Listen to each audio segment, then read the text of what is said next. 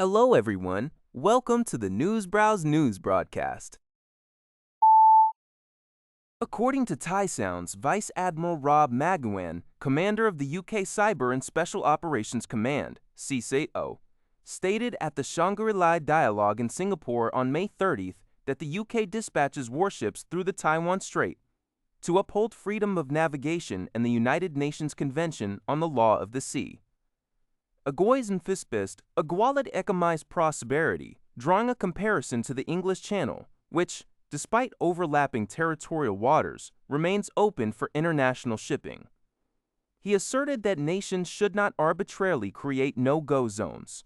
China's former Vice Foreign Minister, Sui Tiankai, countered by claiming the Taiwan Strait situation fundamentally differs from international conflicts, like the Strait of Hormuz, stressing it involves China's territorial integrity.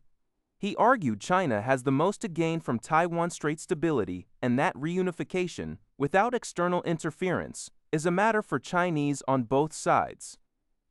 USAID PACOM Deputy Commander George Rao reiterated that the U.S. also conducts freedom of navigation operations globally, including the Taiwan Strait, and seeks improved military communication with China.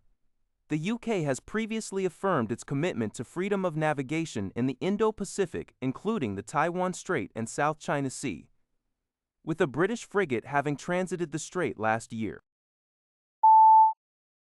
US Defense Secretary Hagel, speaking at the Shangri-La Dialogue in Singapore on May 30, firmly reiterated that Iran must not possess nuclear weapons. He warned that if an agreement cannot be reached with Iran, the United States is prepared to resume its offensive, stating, "We are focused on being ready to re-engage if necessary." Hagel emphasized that President Trump's objective to prevent Iran from acquiring nuclear capabilities remains unchanged. He noted positive signs, with Iran reportedly moving closer to the U.S. and ongoing talks showing effectiveness, suggesting that Tehran should understand the direction of developments.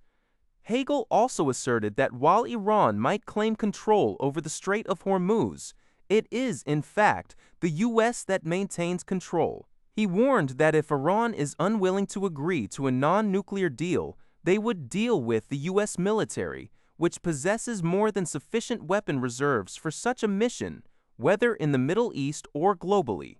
This report comes from Liberty Times.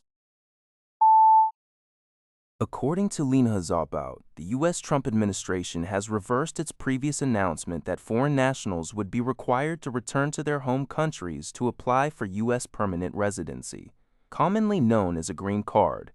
The administration now states that such applications will be handled on a case-by-case basis, rather than applying universally to all applicants.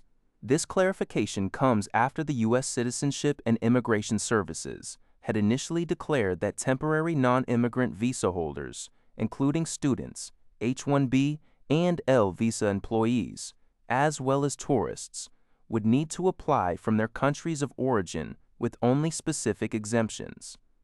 The initial announcement had caused considerable concern among millions seeking permanent residency. An unnamed U.S. official, speaking to AFP, clarified that the updated policy merely reiterates long-standing laws and policies that were not strictly enforced during the Biden administration. The official affirmed that the policy would not impede eligible individuals from obtaining green cards and would not significantly affect high-quality applicants and skilled professionals who comply with the law, only meaning that some applicants not qualifying for discretionary approval might eventually need to apply through U.S. State Department channels overseas. Historically, over 1 million green cards are issued annually, with more than half of applicants filing from within the United States. According to the Epoch Times, U.S. Treasury Secretary Scott Bessent is set to deliver a significant speech on economic security this Friday, May 29th, at the Ronald Reagan Presidential Library. His prepared remarks highlight a decades-long policy misstep that has left the U.S. economy overly reliant on rivals like Communist China, creating vulnerable supply chains. Bessent will argue that the U.S. has been asleep, mistakenly equating comfort and consumption with true strength and prosperity, and prioritizing efficiency over economic resilience. He asserts that the weakening of America's industrial base and its dependence on foreign suppliers stemmed from bipartisan policy errors, including allowing Communist China into the World Trade Organization and an excessive belief in the ability of a rules-based trading system to regulate non-market economies.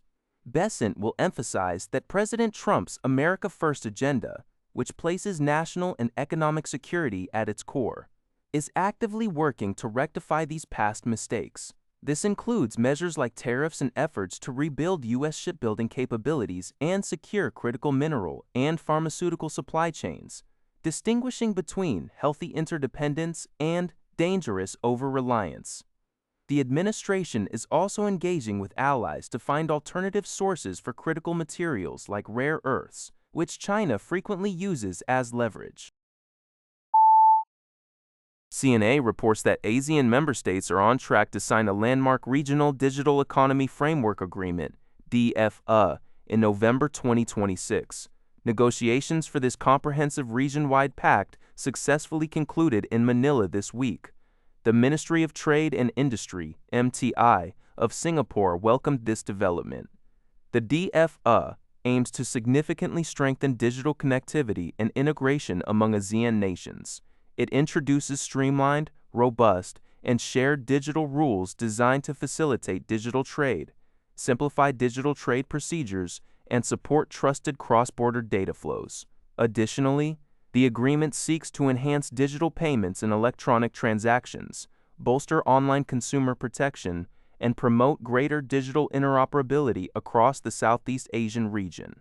The MTI stated that the agreement will make it easier for businesses, particularly small and medium-sized enterprises, SME, to capitalize on the opportunities within Southeast Asia's rapidly expanding digital economy, while also fostering greater consumer confidence in digital transactions. The DFA also encompasses emerging areas such as artificial intelligence, financial technology, and source code protection, positioning Singapore and ASEAN for future economic growth by supporting quality job creation and the widespread adoption of digital technologies. That's all for this video. Thank you for watching. See you in the next video.